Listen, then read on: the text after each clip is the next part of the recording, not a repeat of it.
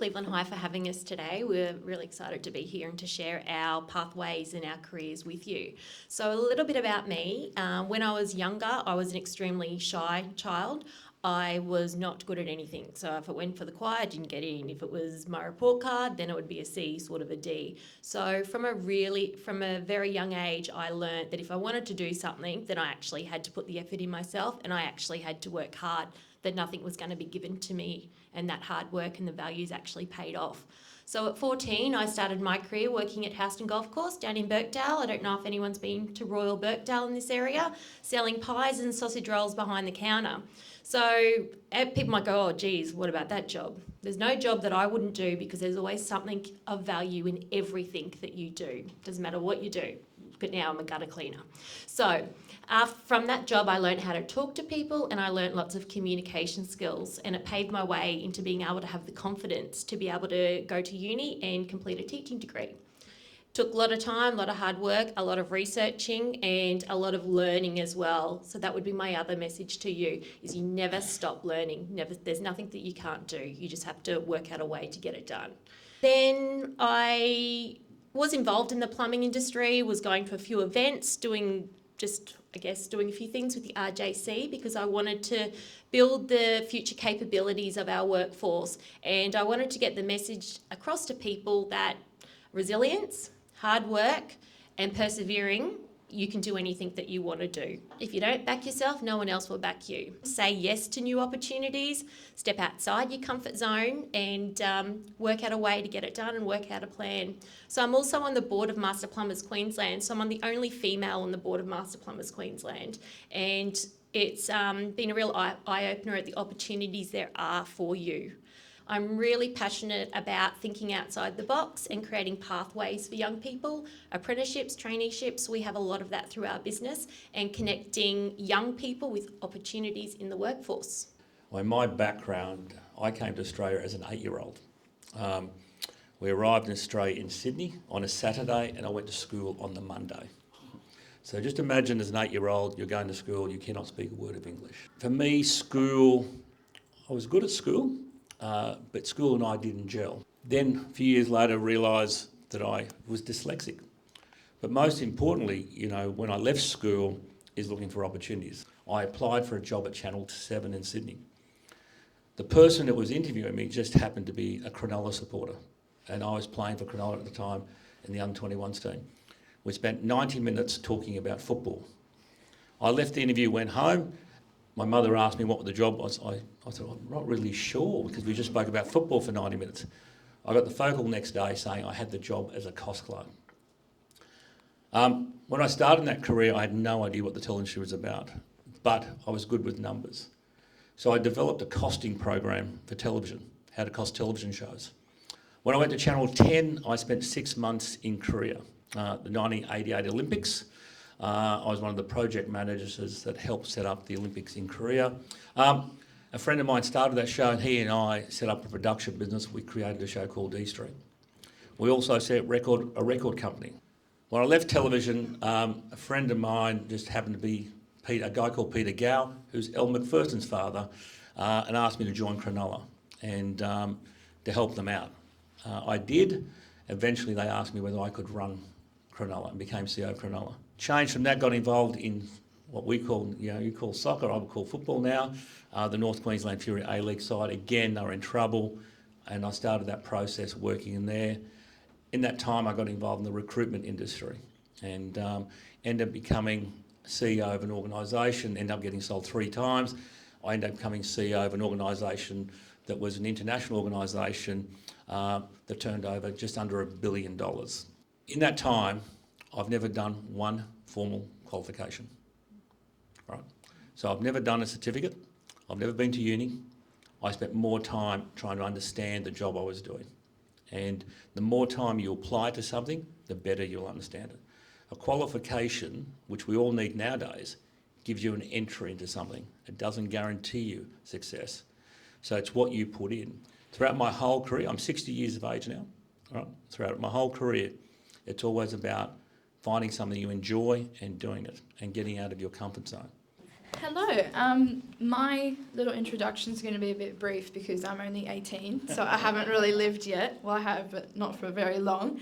As Adam said, I did a traineeship in health. Now, before I did that traineeship, I went to MATA education, and I was there for 9 months training to be an assistant nurse. I finally got to my first day, and the nurse goes, "Oh, you're already an AIN, aren't you? So you know what you're doing." I was like, "Yep, I know what I'm doing." And I actually went up there to shower a patient, and I actually realised I didn't know what I was doing. When I was in year 10 at Redlands College, I actually failed every single class I did. I got straight E's, like E's for every single class. And I thought, I'm done. My parents are going to kill me. I'm going to have to drop out and everything. But for some reason, my teachers really believed in me. And I actually started believing in myself when I stopped sooking about all the little things that I couldn't do or all the bad things that I'd missed out on. And I actually started believing in myself.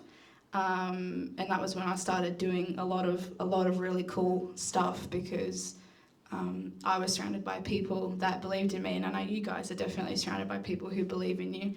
My little message is just because you might have a rough home life or a really bad situation you may have gone through, or you may have failed every single subject in year 10. It's not the end of the world. There are so many different pathways you can go through, and there are people here at school, people outside of school, like these people here that are here to help you. My career has taken a little bit of a different journey from these guys, but similarly started with not loving my last couple of years of high school, certainly not interested in going to university at that point in time, so just wanted to get into full-time work. Throughout my experiences, I've never had to seek education to complement my work. Every business that I've worked in has needed me to complete a certificate of some description, and they've put me through that. So the bank put me through a Certificate 3 in banking, a Certificate 3 in insurance. In the travel industry, they put me through a Certificate 4 in tourism, and then obviously my Cert 4 in employment services. After 25 years of full-time employment, I've now been offered a position to go and study at university, which I'm doing currently. And that's something that I couldn't have done 20 years ago. I wouldn't have been in the right headspace. I wouldn't have had the maturity level or the work experience to do that. But I'm currently loving the chance to study and to further my knowledge, which helps me every day. So I guess the main point of telling you all that is you can still go to university. There are still opportunities for you out there. Work experience is going to be the most important thing that you can put on your resume, and then you can explain to new employers what you've done, what skills you've learned in those other jobs that can apply across all industries. So we just need to help you identify those. When you first started in the plumbing industry, as it a very male-dominated industry, how often were you looked down upon? Okay.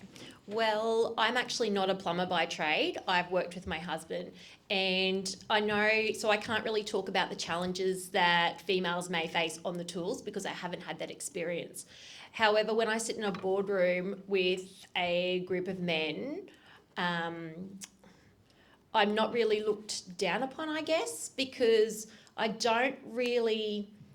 think because in my younger years I didn't do well at so much that I built up a resilience to go, well, what's your thoughts on me actually really matter? But I'm also not shy to ask a question about what I don't know.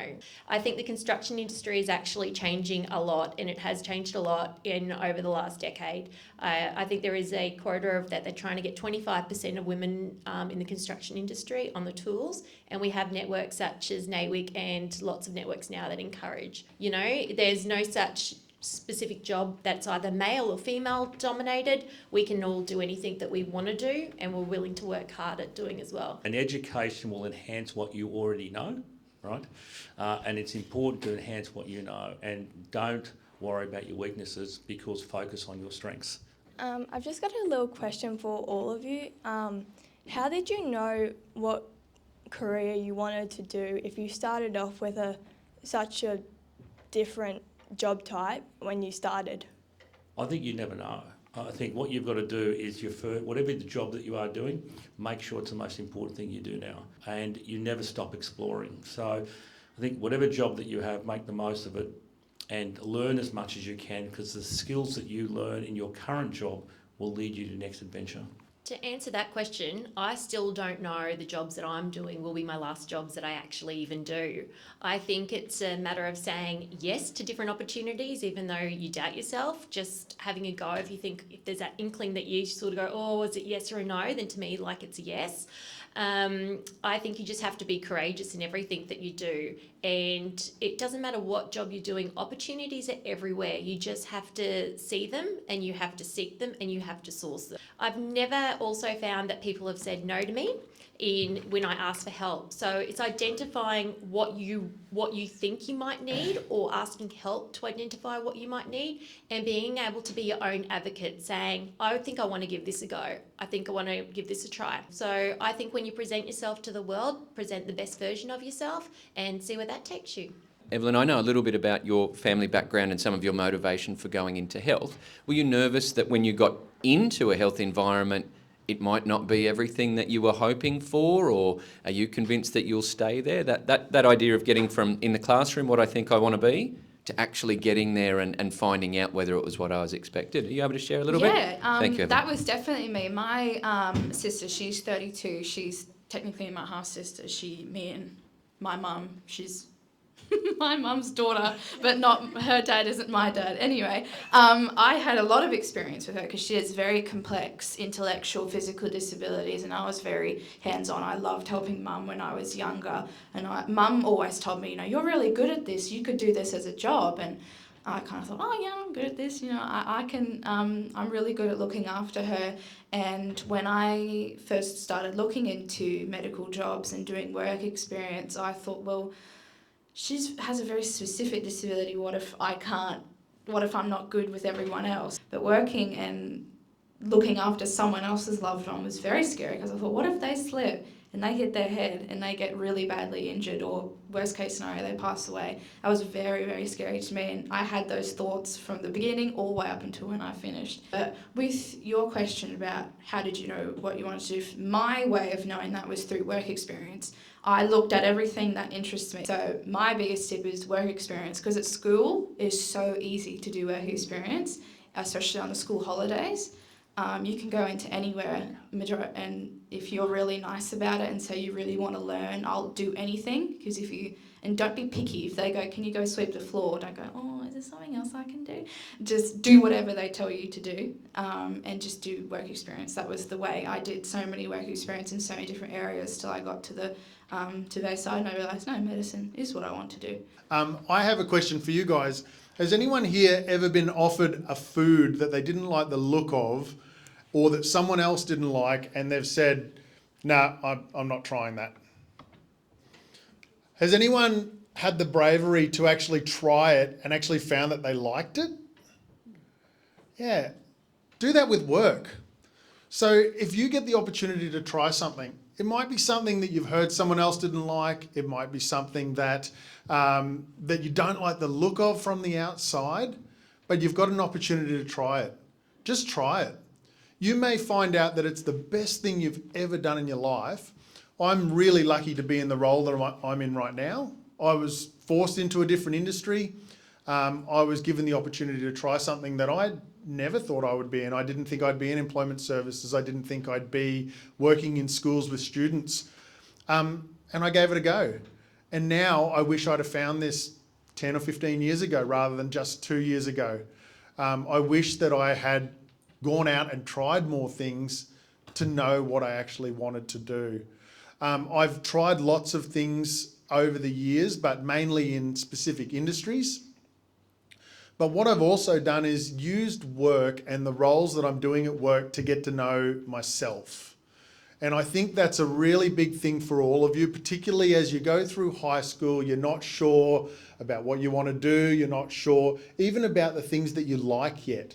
So learn through work about who you are, how you work with people, how you learn the best. If you go into an employer and you say to them, look, I'm not great at learning from just reading a piece of paper. I really like to get hands-on and do stuff. If you can identify that that's the way that you learn, and you can articulate that and explain it to an employer, an employer is going to make that accommodation for you. They want to get the best out of you. So the only way they can do that is for you to be able to tell them what you're like. Again, like Rabi said, if you know you have specific strengths, work towards those. If you have things that you'd like to work on, that's okay too. Most employers will want you to find a way to improve and to continue to learn. That's part of the process. Identify your strengths, do them as well as you possibly can, identify areas that you'd like to work on, and ask your employer to help you with that. So know yourself, try everything. That is my recommendation to find what you love. Thanks, Ian. While you've got the microphone, and just while I look for my next question asker, you would read the resumes of a lot of young people looking for their first job. Do you have one or two or three biggest tips for these guys who either don't have a resume or have a very new resume to them? Absolutely. What's the best advice? First thing I would probably suggest is keep it reasonably simple. Don't try and overdo it. It is important to make sure that it is readable by someone. So not too many extra effects and colours and those sorts of things in there. Keep it simple. Use your own language. If you have someone help you write your introduction or a piece about you, make sure that you write it in your own words. I would also encourage you to be really familiar with what's in your resume, because if you go and sit down in an interview and an employer asks you a question and that information is already in your resume, you need to be able to elaborate on it. You need to know that that information is there. So it does come down to making sure that you take ownership over creating your resumes. And the last thing is put what is most important to the employer at the top of your resume. So if your employer, if you read a job ad and it says you need a certificate 3 in social work, make sure that it is towards the top of your resume. Make sure that the employer reads that about you and sees that you meet that requirement. If it says you must finish year 12, make sure that your education is the first thing up there. However, if you think that the work experience that you've had previously is going to be the most beneficial thing to you getting that job, put your work experience first. It's still important to have all that information in there, but it's also important that the employer who's reading your resume reads the most important information first. This is for Melissa, and I was wondering what your thoughts and advice were on starting your own business. It depends on your personality type. Running your own business is quite complex in lots of different ways, and it takes a lot of hard work. But one thing that we do is we're not afraid to ask questions, and we're not afraid to keep learning. Looking for who some role models and mentors are, and reaching out and making networks of people who you can help and who they can help you as well. Ask questions, really, it comes down to, isn't it? There's no such thing as a dumb question. The most important person that you will impress at an interview is the first person you meet for that organisation. When you come for an interview, right, the most important, as soon as you open that door, the interview starts from then. Because that girl or guy sitting at reception is going to ring somebody, say, your 10 o'clock is here. Now, first thing I need to say, what are they like? And first impressions. And it is first impressions that matter. So for Ravi and Melissa, with starting a business, the startup, it's obviously a difficult process, very complicated. How do you get the business out there? How do you start advertising? It's take out what's sitting in your head, document it, talk to as many people as you can. Also understand that someone's going to give you some feedback, right? And the feedback sometimes might be different to what you think is what you want, but that's what you need. The Queensland Government do have a online business portal that you can go on to, and it's like business.gov. So it will take you step by step on how to start your own business. There's an agency called DESBIT, the Department of Education, Small Business and Training. And if you have a look at what they offer, even throughout the Redlands, there's online webinars from people about starting a business and what you need to do and your legal obligations and the like. It's not too complicated to start a business, to be honest. You've got to have passion and you've got to have a drive to want to do it.